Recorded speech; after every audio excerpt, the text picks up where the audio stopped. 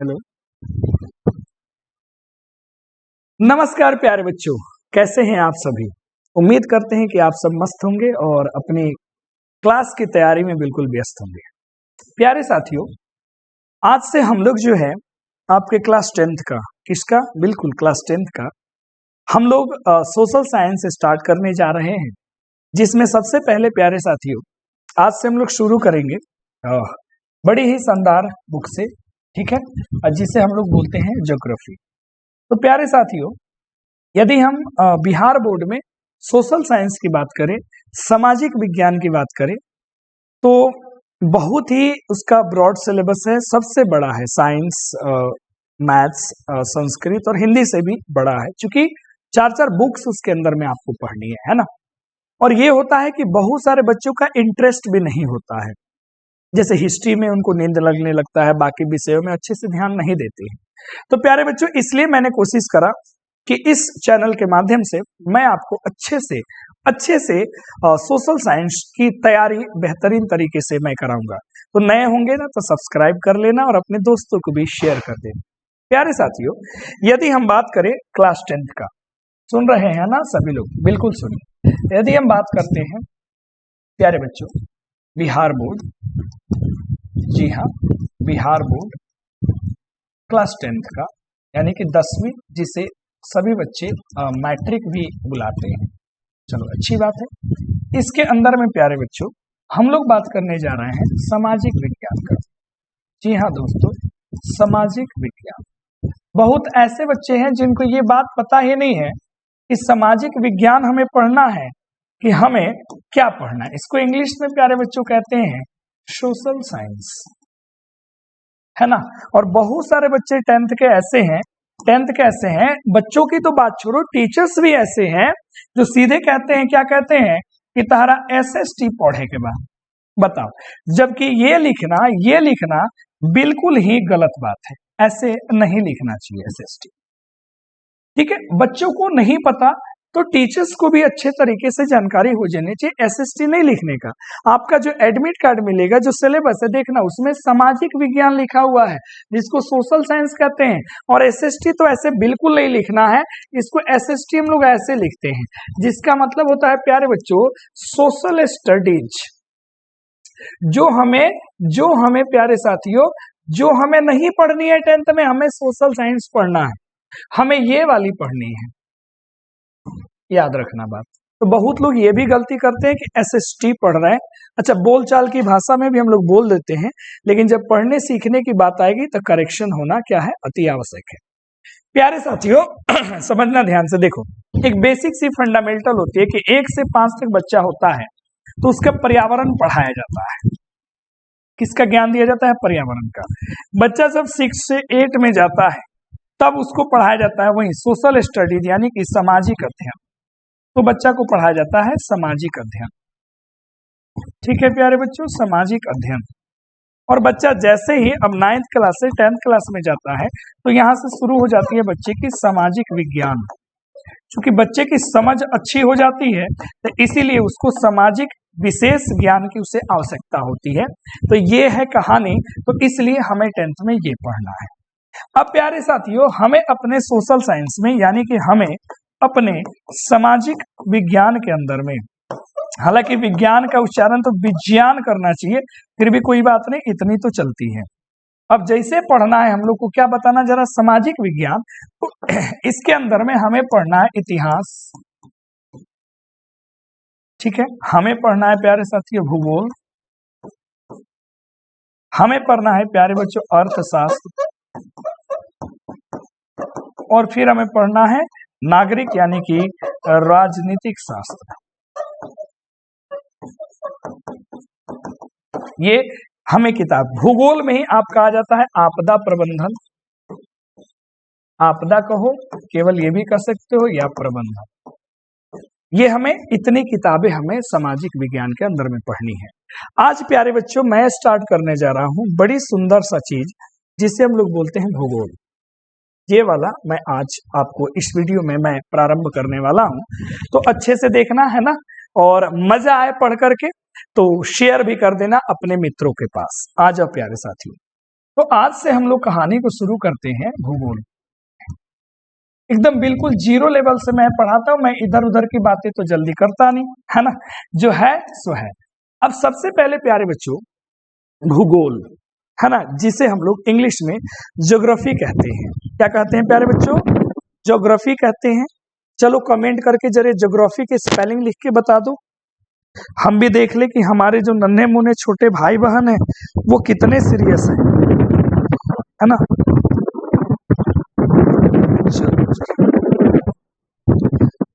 आ जाओ सभी लोग, बताओ जरा। ठीक है, कर लिया, बहुत अच्छे। अब देखो ध्यान से, बड़े ध्यान से समझना। ऐसे भूगोल नहीं, भूगोल को देखो कहने की मतलब ये है कि डायरेक्ट चैप्टर करना आसान चीज है कि जो लिखा है चलो समझा दिया। लेकिन प्यारे बच्चों, यदि आपका उम्मीद होगा कि मैं टॉपर करूंगा तो आपको टॉपर वेरिफिकेशन में जाना होगा, तो वहां पर भी विषय से रिलेटेड प्रश्न आपसे पूछे जाते हैं और वहां बहुत सारे ऐसे बच्चे हैं जो अच्छे से जवाब नहीं दे पाते हैं। मैं यहाँ पे एक छोटा सा आपसे प्रश्न पूछूंगा, ध्यान देना। मैं बच्चों से प्रश्न करता भी हूँ कि पृथ्वी का आकार कैसा है, आकार कैसा है। ठीक है, देखो कहाँ से कहानी शुरू होती है, यही तो है हम लोगों को और टीचर से अलग करता है। और यहाँ पे ढेर सारे ऑप्शन हम लोग दे देते हैं। चलो बेटा गोलाकार, बच्चा कहता है ओके गुरुजी। चलो बेटा अंडाकार, चलो गुरुजी ठीक है। कोई बच्चा जो है वो कहता है सर जी हम तो नारंगी वाला पढ़े थे, नारंगी के आकार का। चलो मस्त रहो। कोई कहता नहीं गुरुजी हमने तो पढ़ा था नाशपाती के आकार का। हम बोले ले बेटा ये भी मस्त रहो, है ना। अब वो बच्चे जवाब देना प्रारंभ करते हैं। ज्यादातर बच्चों का जवाब आप में से भी आएगा कि पृथ्वी का आकार कैसा है, गोलाकार है। कैसा है? गोलाकार है। हमने ग्लोब भी देखा है और इसलिए हम लोग बता देते हैं कि पृथ्वी का आकार कैसा है, तो गोलाकार है। लेकिन क्या सच में ऐसा है?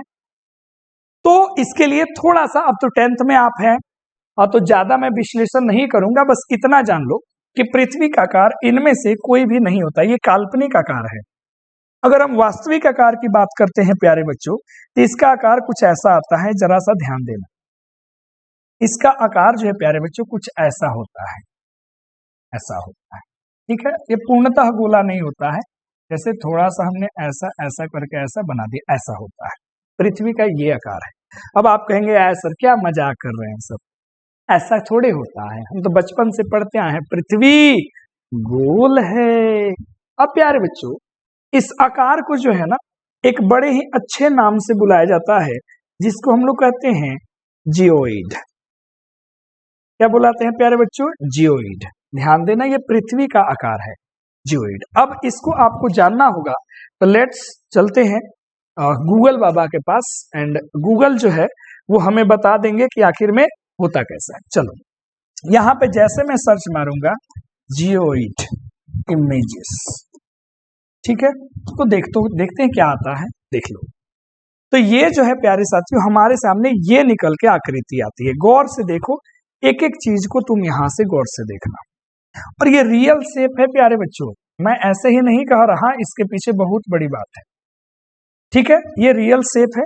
इसके बाद जो है धीरे धीरे पृथ्वी कैसे आगे बढ़ती है उस पर हम लोग चर्चा कर देंगे। अब क्या है ना कि इसको स्टडी करने के लिए, इजी करने के लिए प्यारे साथियों, यहाँ पे इसको जो है ना इमेजिनरी लाइन ऐसे ले लिया गया और इसको कहा गया कि ये गोलाकार है, ताकि स्टडी करने में क्या हो प्यारे साथियों, आसान हो, आसान हो। बात समझ में आपको आई? अब जरा पढ़ते हैं हमने ये चर्चा आपसे क्यों किया, क्योंकि भूगोल यहीं से तो शुरू होती है। कैसे प्यारे साथियों? चलो ध्यान दो। अब ये जो आपने जियोइड देखा, इधर में कर लेते हैं, अब यहां से अपना काम है, ध्यान से देखा। अब जो आपने जियोइड देखा ना, इसी जियोइड से प्यारे बच्चों दो शब्दों का निर्माण होता है। एक को हम लोग कहते हैं प्यारे बच्चों ज्योग्राफी, और एक को प्यारे बच्चे हम लोग कहते हैं जियोलॉजी। ठीक है, ये दो हमारे सामने शब्द आ जाते हैं। ठीक है, ये भूगोल है और ये भूगर्भिक भूगोल है। अब दोनों में क्या अंतर है? देखो, दोनों में तो जियो है, लॉजी का मतलब क्या होता है? हर जगह ज्ञान, है ना। बायोलॉजी में बायो ज्ञान, ऐसे। ग्राफी का मतलब क्या होता है? मेजरमेंट, है ना, ग्राफिकल, ये भौगोलिक क्षेत्र। अब दोनों का मतलब समझना, फिर आपको समझ में आ जाएगा। बेटा ये जियोलॉजी है, एक शब्द होता है जियोलॉजी, इसका मतलब होता है जंतु विज्ञान, है ना, ये बायोलॉजी का पार्ट है। अब ज्योग्राफी का मतलब क्या होता है? जो पृथ्वी का ऊपरी भाग है, जो हमें दिख रहा है, उसका अध्ययन करना ज्योग्राफी कहलाता है। यानी कि आप यहां समझ जाओ, पृथ्वी के ऊपरी भाग का अध्ययन, भाग का क्या करना बताएंगे जरा, अध्ययन जो है वो क्या कहलाता है? ज्योग्राफी कहलाता है। और ऊपर में अपने साथ में क्या है?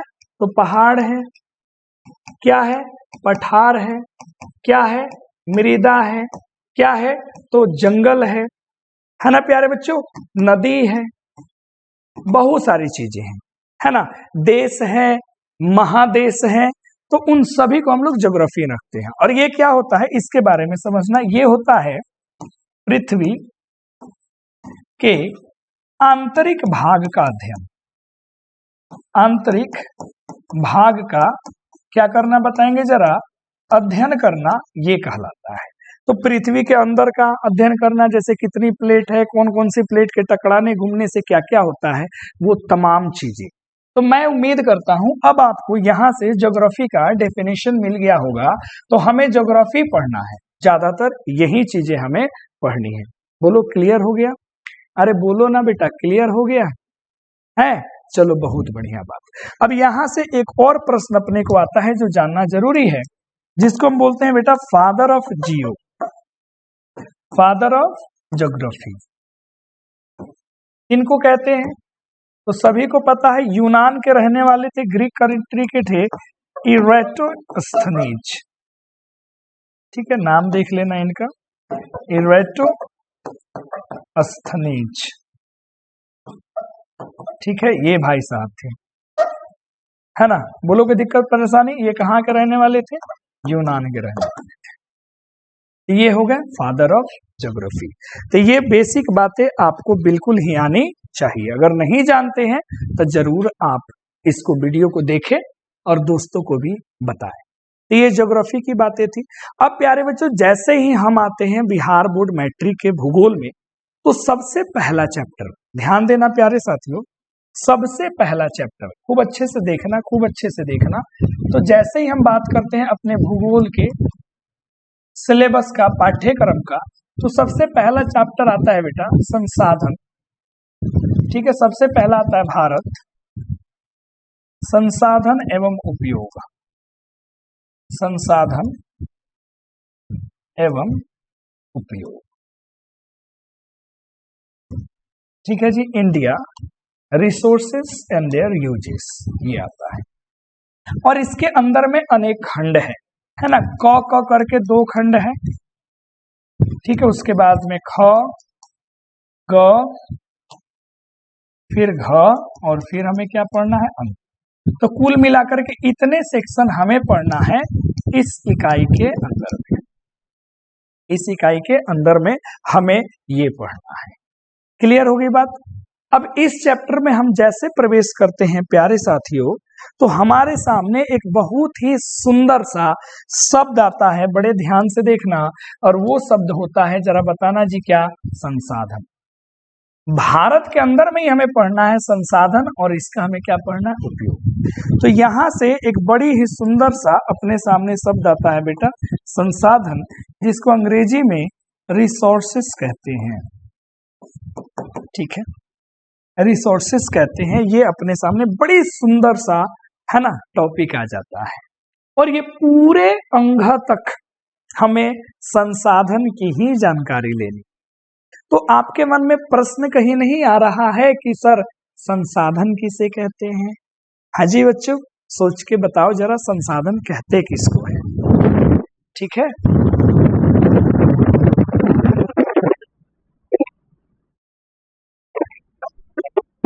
कमेंट कर दिए, कमेंट करके बताओ जरा, संसाधन किसको कहते हैं? ठीक है, थोड़ा हम तब तक जल पी लेते हैं, पानी, फिर हम लोग आएंगे संसाधन पे।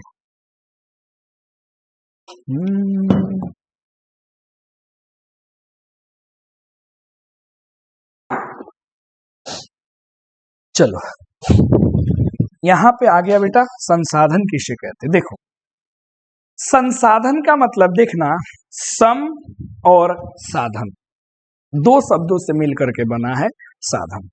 साधन किसे कहते हैं बताओ जी? हैं, जैसे हम बच्चों से पूछते हैं बेटा घर से कैसे आए हो, तो सर साइकिल से आए हैं। तुम हो बाइक से आए हैं। तुम जी स्कूटर से आए हैं। तुम जी तो कहेगा सर हम तो हवाई पकड़ के आए हैं। तुम सर पैदल आए हैं।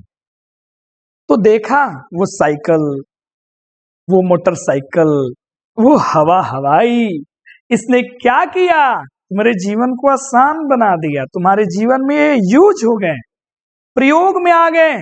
यही तो तुम्हारे साधन है।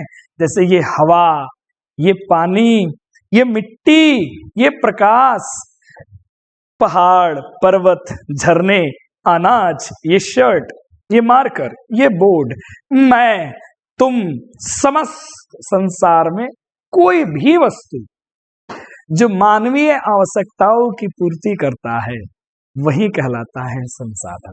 क्या कहलाता है बेटा? संसाधन। समझ में बात आ गया? तो यहां से आपने क्या समझा कि संसार की समस्त वस्तुएं,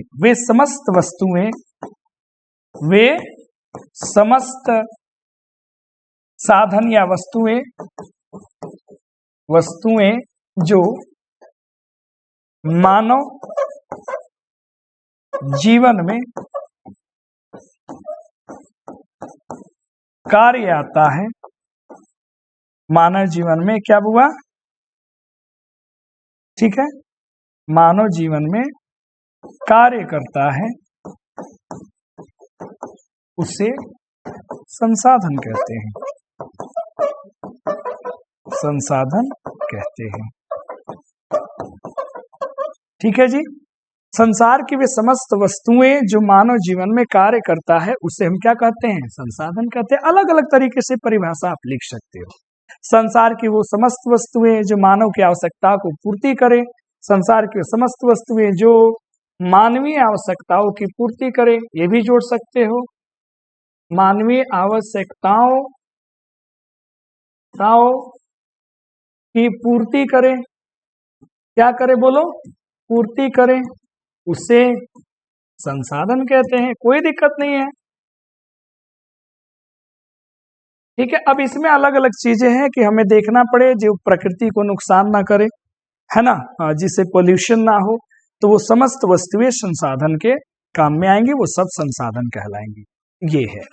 अब प्यारे बच्चों जैसे ही हम इस टॉपिक से कहाँ बढ़ते हैं, आगे बढ़ते हैं, आराम से नोट्स बनाना, पूरा नोट्स बनाना, मजा आ जाएगा तुमको। ठीक है, ध्यान से सुनना। जैसे ही हम लोग आगे बढ़ते हैं तो हमें एक बात बड़े अच्छे से समझ में आती है कि सर ये हवा, ये पानी, ये पेट्रोलियम पदार्थ, ये लकड़ियां, ये तो सब पहले से भी था सर। तो ये संसाधन था कि नहीं था सर? कैसे ये संसाधन बन गया? अब समझो बड़े ध्यान से प्यारे साथियों। देखो एक व्यक्ति था जिसका नाम था जिमरमैन। क्या नाम था बताओ जरा? जिमरमैन। जिमरमैन, इसने कहा था संसाधन होते नहीं बनते हैं। कितना बड़ा बात इसने कहा, संसाधन होते नहीं बनते हैं। स्टेटमेंट प्यारे साथियों याद रखना। किसके स्टेटमेंट ये है? किसके स्टेटमेंट है बताना जरा? ये स्टेटमेंट है जिमरमैन। कई बार अपने परीक्षा में ये पूछ चुका है सवाल कि संसाधन होते नहीं संसाधन बनते हैं। तो कोई वस्तु ऐसे पड़ी हुई है अपने काम की नहीं है तो संसाधन थोड़ी है, उसे अपने काम में आना पड़ेगा, और काम में लाने के लिए हमें क्या करना पड़ेगा? उसे संसाधन में परिवर्तित करना पड़ेगा। अब ध्यान से समझना। तो कोई भी वस्तु है प्यारे बच्चों, अगर इसे हमें संसाधन में कन्वर्ट करना है, अगर हमें इसे संसाधन में कन्वर्ट करना है तो हमें एक बड़ी अच्छी चीज की जरूरत होती है, जिसे प्यारे बच्चों हम लोग कहते हैं तकनीक। क्या कहते हैं बताना जरा? टेक्निक, हम लोग तकनीक कहते हैं, जो संसाधन बनाने में हमारी मदद करता है। यानी कि तकनीक के सहारे ही, ज्ञान के सहारे ही हम किसी वस्तु को संसाधन में परिवर्तित कर सकते हैं। और ये ज्ञान जो है प्यारे बच्चों मानव के पास होता है, मानव के पास होता है। और मानव अनेक वस्तुओं को संसाधन में परिवर्तित करके लोगों के जीवन को आसान बना देता है। इसलिए मानव को याद रखिएगा, संसार का सर्वोत्तम संसाधन कहा जाता है, सर्वोत्तम संसाधन कहा जाता है, संसाधन कहा जाता है। बिल्कुल नहीं भूलना है मानव को। क्यों? क्योंकि इसके पास तकनीक होता है, तकनीक से किसी वस्तु को संसाधन में परिवर्तित करता है। और एक मानव दूसरे मानव के जीवन में भी तो काम आता है। जैसे हम हैं, तुम्हें पढ़ा रिया है तो हम तुम्हारे लिए संसाधन हो गए। बाल को बजाओ जोरदार ताली की, सब तबाही मचा दिया। इससे कहाँ कोनो सोशल साइंस पढ़ाता है सर? आप तो तबाही मचा रहे हैं। यही तो राज की बात है। अब प्यारे बच्चों आप समझ गए। अब देखो, संसाधन को जैसे हम लोग पढ़ते हैं तो यहां से हमारे सामने दो प्रश्न निकल के आता है, जिसका जवाब आप अच्छे से लिखना। क्या जवाब प्रश्न आता है प्यारे बच्चों? ध्यान से देखना। एक प्रश्न आता है कि संसाधन के निर्माण में, संसाधन के निर्माण में है ना, तकनीक की क्या भूमिका है? क्या भूमिका है? ठीक है, एक तो ये प्रश्न आता है। तो आपको कैसे लिखना है? संसाधन के निर्माण में तकनीक की अहम भूमिका है, क्योंकि तकनीक से ही हम किसी वस्तु को संसाधन में परिवर्तित कर पाते हैं। जैसे अब उदाहरण में तुम समझा देना। बात समझ में आया कि पूर्व से ही पेट्रोलियम पदार्थ अपने पास उपलब्ध थे, परंतु हम तकनीक के सहारे आज उस पेट्रोलियम पदार्थ का प्रयोग हम अपने जीवन में ईंधन के रूप में कर रहे हैं। इस तरीके से क्लियर हो गया। दूसरा प्रश्न आता है कि मानव को, है ना, मानव को संसार का सर्वोत्तम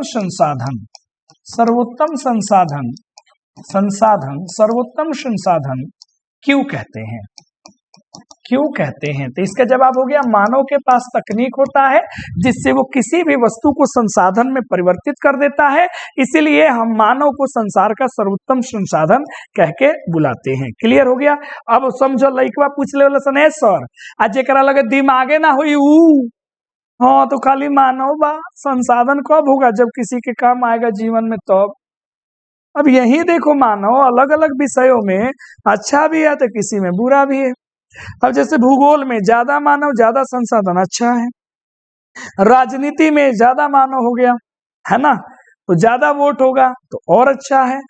समझ रहे? लोकतंत्र में, अर्थशास्त्र में ज्यादा मानव होगा, डिमांड ज्यादा होगा, प्रोडक्शन नहीं होगा तो फिर गरीबी आ जाएगी। तो ये जो मानव है, ये अलग अलग सब्जेक्ट के कॉन्टेक्स्ट में इसके मायने अलग अलग निकल जाते हैं। तो ये आपने पढ़ा। इसके बाद प्यारे साथियों हमें पढ़ना है, ध्यान देना, संसाधनों का वर्गीकरण। ध्यान से समझिएगा, संसाधनों का वर्गीकरण बड़े अच्छे से समझना। ठीक है, देखो जिस देश में संसाधन भरा है ना, जिस देश में संसाधन भरा पड़ा है, वो देश बड़ा ही कहने का मतलब प्रॉस्पर, समृद्ध देश होता है। और जहां महंगे संसाधन है वो तो और ज्यादा समृद्ध देश होता है। भारत को पहले सोने की चिड़िया कहते थे, पता है क्यों?